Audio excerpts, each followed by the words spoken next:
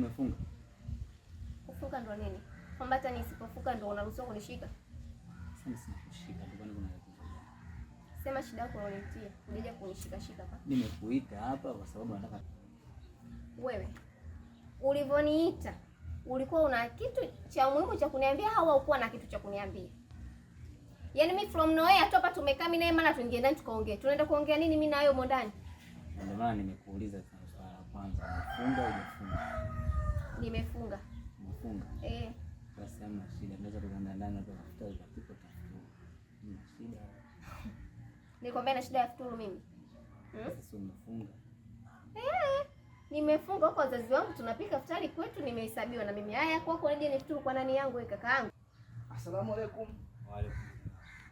Wema. Wema. Mnatulia hapa mnatongozana hapa Sheikh. Kwani maswali kweli? Hamuogopi hata mwezi mtukufu. Na kama mnapiga story vibarazana hapa mmekaa. Hamjaoana. Mnatongozana hapa vibarazani kwa Sheikh. Sheikh, haiswi Sheikh hiyo. Waislamu wote tunakataa mambo kama hayo kipuuzi nafanya Sheikh.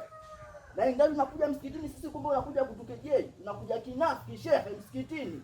Kumbe ni mshenzi wewe. Kwanza hivi mfalama ise. Uangalie kwanza na ise mimi umenishangaza sana Sheikh. Wewe bwana wapi wewe Sheikh? Wewe ni mnafiki tu. Wewe binti unaenda wapi? Binti unaenda wapi? Muone kwanza una haibu binti utuliza.